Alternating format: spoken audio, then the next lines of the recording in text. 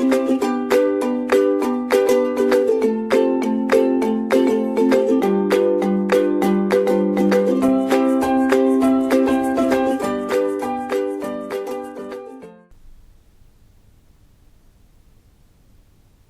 everyone, I am Assistant Professor Sanandhi Sachdeva. I am from Jaipuria Institute of Management, and today we will be talking about memorandum and presentation, which is a part of Unit 3 of our subject KMBN 107 Business Communication. So students, let us understand what all we will be covering in the presentation. First of all, we will be learning about memorandum, which is also called a memo. We will be learning of how do we write an effective business memo. We will be learning about the parts of the business memo. We will be learning about the format. We would be also covering what is a presentation, how do we prepare an outline of an effective presentation, what are the types of the presentation, and whenever we are designing the presentation, what are the various stages. Coming to the first topic, memorandum, it has been derived from a Latin word memorare. So now memorare literally means to provide information. So as the name suggests, memorandum provides information about a certain area or an issue. It brings the attention of the reader towards an issue.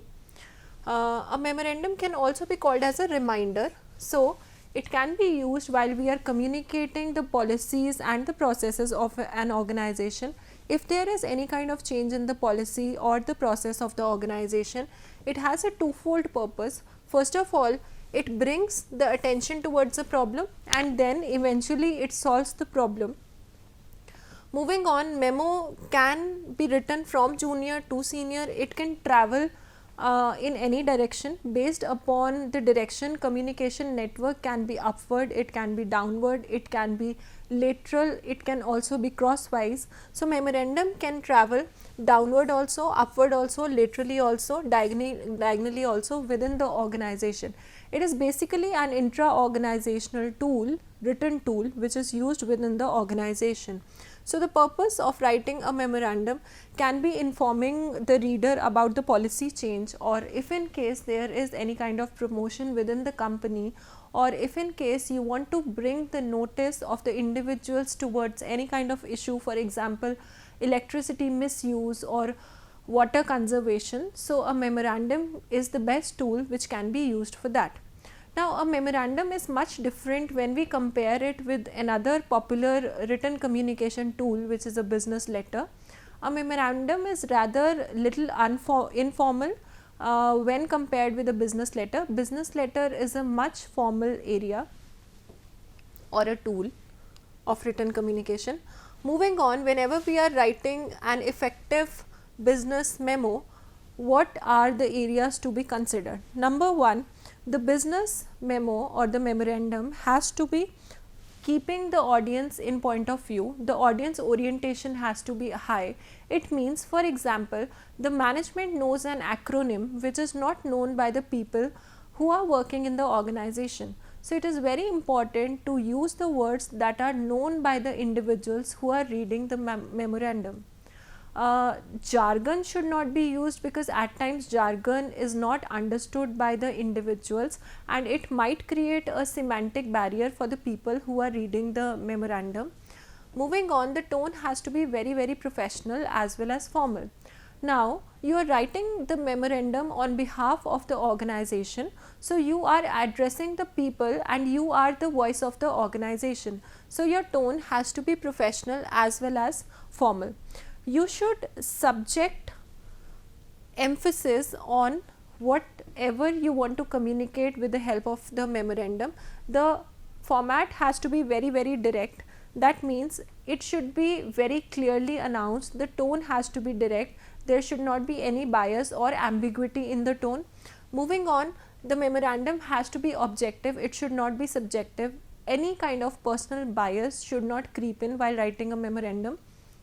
It has to be very concise as well as precise. So it has to be written in minimum possible words, plus it should talk to the point without any extra wordiness. It has to be signed by a competent authority. the authority who is issuing that memorandum, he or that authority should sign that particular memorandum, and it should adopt a direct style of communication and it should not adopt an indirect style of communication. Moving on, if I talk about the parts and the formats of memo, let's come to the parts of memorandum first. The first segment of a memorandum is called a heading segment. Now, heading segment has four major things to be taken care of.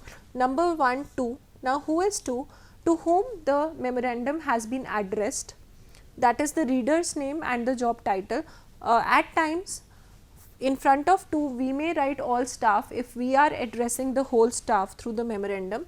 From is the individual who is writing the memorandum. Date is the complete date, the current date on which the memorandum is being written, and the subject. Now, subject is what the memorandum will talk about. As told, subject has to be very crisp as well as precise. It has to be concise and it has to be to the mark. Moving on to the opening, context and task segment. Now, the purpose of the memorandum is stated in the first paragraph. As I have already told, that memorandum actually brings the focus on the problem and then solves the problem. So, the opening, context and task segment are actually made in order to bring the attention of the reader on the problem and then to solve the problem towards the later stage. Now, the purpose of the memo is usually stated in the opening paragraph and you tell the reader what the memorandum is going to be about. Moving on, the context, the circumstance and the background of the event are explained in the subsequent lines. Moving on, the task segment actually solves the problem or gives the area where the reader has to work for solving that particular problem. Next is the closing segment. It is always closed with a very courteous ending. Now, why the ending is required to be courteous? Because if the ending is courteous, it will call for an action. So, the ending of a memorandum should always be very polite as well as very courteous. Now, memorandum can be made or can be written in two types of format. One is full block format and another one is semi block format. The difference in the format is the alignment of the text and the various elements of the text. In the full block format, all the elements that we have already talked about will be left aligned, whereas in the semi block format, the date line, the signature block are right aligned, whereas the rest of the elements that we have already talked about are left aligned. So, students, we need to take care of the format that we are writing the memorandum in. Usually in corporates, a full block format is being used nowadays. Now, talking about the format of writing a memorandum, this is a memo with full block format that is to be followed by all of you. Now, let me explain the language that has been written in this memorandum and how can we make or design an effective memorandum. First of all, let us talk about the starting area, which has the heading segment. Now, heading segment, as already informed, it has four major areas. Number one, to whom the memorandum is being addressed, from, who is writing the memorandum, date, the date on which memorandum is being issued or written, and subject has to be very concise as well as precise and must talk about what is being intended in the memorandum. So, the subject of this particular intra-office memorandum is stopping the misuse of electricity, which is one of the main problem being faced by the corporate nowadays. So, please focus on the language. It has been observed that the staff members are not switching off the fans, lights, air conditioner, desktop even after the duty hours. Now, this area focusing upon the opening segment, you are actually telling your audience or the one who is reading the memorandum that what is the problem that is to be focused upon. So, memorandum talks about the problem first. After that, this has not only been adding to the electricity bill, but also is a national wastage of the resources of the country. We are required to be extremely vigilant regarding such issue. This will not only benefit us, but also the future generation. So, now this has also offered a solution. What is the solution in this particular case? The solution is being vigilant in this particular situation. towards the end, the company is persuading everyone that let us aim towards sustainable development and sensibly make use of energy. As talked before, the ending of the memorandum is required to be very courteous. So, they have ended the memorandum by pointing out a new campaign that the company has set up, which is the Save Energy campaign. So, all are hereby requested to contribute towards the company's campaign on Save Energy. So, this is giving a perfect courteous closing segment to our memorandum. As you can see, the language that has been used is very simple, because there should not be any barrier that is arising, any semantic barrier that is arising by using any word which is not understood by our intended audience or the intended readers. Next is the issuing authority, who is issuing the memorandum, the signature and the attachments. Now, attachments are optional. If in case they are required with the memorandum, they can be enclosed, otherwise it might also work without the attachments. Moving on, students, coming to a very important topic, which is called a presentation. Now, all of us misunderstand presentation as PPT. No, students, presentation is not a PPT. Presentation is a way of presenting. Speech is also a form of presentation, and what I am doing right now in front of you is also a form of presentation. So, presentation is a suggestion of an idea as a solution given to any problem. It can be considered as one of the most popular forms, because always one time or another you are presenting any of the issue that you are facing. So, presentation are often used to present written documents. It can also be called as the act of presenting a topic to the intended audience.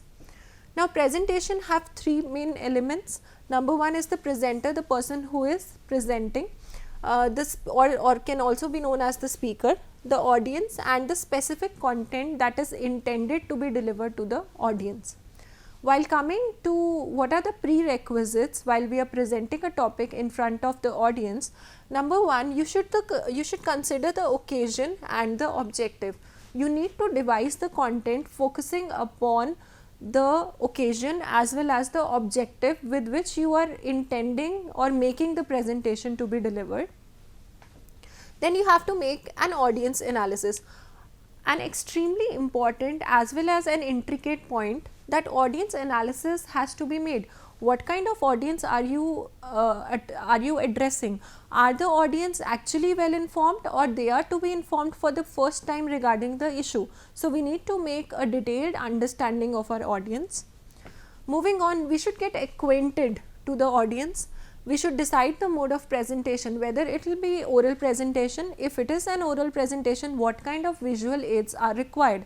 For example, right now I am using this visual aid of a PPT, and I am also using this pen. This is also a visual aid because it is helping me to explain certain things to you in a very well designed manner. Moving on, we are planning out, you require to plan out a script while giving a presentation, and then you should consider the verbal and the non-verbal factors, two very important factors. Verbal factors are what kind of oral and written communication you are using. Non-verbal factors would include that what is going to be the tone of your presentation, what is going to be the pitch, the pronunciation, the pace of your presentation, whether what color are you wearing in your presentation. That is also a very important factor, students. What will be the time slot of this presentation? So, all the verbal and the non-verbal factors are of extreme importance while we are delivering a presentation. Now, let us discuss that while we are preparing an outline of the presentation, what all can be the required, or what all are the types of outline or during a presentation. Number one is the chronological method. As the word suggests, chronology is something which is occurring as per the date. So, the event that has happened first comes first, and the event that has happened later comes later. So, this is quite an important outline, or quite an important way in which many of the presentations are being made. Next is topical or subject method presentation. For example, right now I am explaining you the memorandum and the presentation. Before that I might have explained you business letter. So I am making subject wise or topic wise presentation. So this is a topical method. Next is the logical rational method. Under logical rational method, we focus upon the cause and effect relationship. For example, students, during Diwali the sales of a company increases. So if the company wants to explain the reasons for sale or excessive sale of a product, electronics for that matter, at that time a company can use logical rational method, in which it can tell that because it was Diwali, so the sales were humongous, or due to the pandemic the aviation sector has got very down. So this method can help in explanation of that particular issue while we are presenting this issue to someone. Moving on is the difficulty method. Now the way we have been studying till now is a difficulty method. We started from something which was very simple, ABC, then we moved on to the words, and now we are pursuing management courses and learning how to prepare a presentation. So this is what? This is a difficulty method. So you are actually arranging things as per the level of the difficulty of that particular topic. Moving on to the need plan method, it is organized on the basis of problem and solution. Usually when a customer is facing any kind of grievance and a strategy has to be made to address the grievance, at that point in time need plan method can be used. Moving on. Now these are certain kind of presentation, the types of presentation that I have put on for your understanding. The first one being the briefing. Now what is briefing? Briefing is whenever you are actually telling about a new plan, or you are telling your intended audience that what exactly is to be done, what is the new organizational policy that is being aligned. So you brief the audience regarding a particular issue. A team leader always briefs his team regarding the goals that have been set for them. Next is orientation program. Orientation program, students, is a kind of presentation that an individual makes to welcome the new employees in an organization. Next is the training session, when you are training an individual to operate a software or a program. Next is a demonstration. A demonstration is a simultaneous approach where you are actually doing a thing and you are also explaining the thing to the intended audience. Next comes your illustrated talks about a particular issue or an area. The presentation on progress report, giving the status of monthly sales statistics. It could be talking about the progress, how the company has been progressing about a particular issue or a sale point. Moving on, a presentation on research report describing market research analysis. Convention and conferences, usually talking about reporting the advancement that the organization has done. Moving on, sales presentation or sales pitch, telling that how exactly the company has been doing, what are the unique features of the product that the company has just introduced.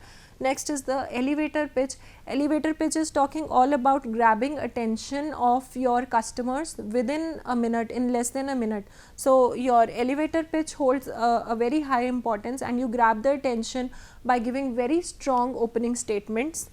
Or any kind of ceremonial occasion can also come under the type of presentation. Moving on, while we are making a presentation or we are developing the content of the presentation, what are the stages that are needed to be taken care of? First one is stage 1. You need to analyze the audience, students. As I have already discussed that analyzing the audience is very important. It is a mandate for a presentation.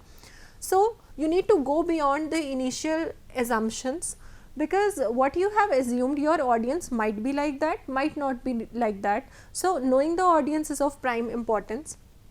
Your audience can be divided into two types: either you are unfamiliar with the audience or you are familiar with the audience. Now once your audience is unfamiliar, then you need to approach them by understanding them through by getting a lot of information. You need to understand their demographic factors, that what is the age of the audience is belonging to, what is the gender, what is their caste, what is their religion. These are the intricate things which would definitely help you while you are making a presentation for the intended audience. Then you need to learn about the group, that what kind of group is it, what are their tendencies, what exactly do they like, do they enjoy humor or do they enjoy the presentations which are very serious in nature. Then you need to inquire about the individuals by gathering the information and learning about the group. So this is for the unfamiliar audience. Moving on, if the audience is familiar to you, then also you need to learn more about them by confirming their demographics. Then you can analyze the group by knowing their tendencies, that what are their preferences, what are their likes and dislikes. You can use an opinion survey for that. It is a quick survey that lets us know the kind of audience that we are dealing with. It is very important for many companies where they use an opinion survey to know what exactly the audience like or dislike. So before preparing a presentation, the stage 1 of analyzing the audience is of prime importance, because only after analyzing the audience you are going to make your presentation with a lot of consideration, focusing upon the you attitude. Now what is you attitude? You attitude talks about keeping your receiver in mind. Once you are keeping your receiver in mind, you are empathizing with your receiver, it really helps you a lot in forming content for them. You need to empathize and you need to understand the psychology of the receiver to make your presentation very interesting and to make sure that your presentation grabs some kind of attention. Moving on, you need to identify your communication purpose, students.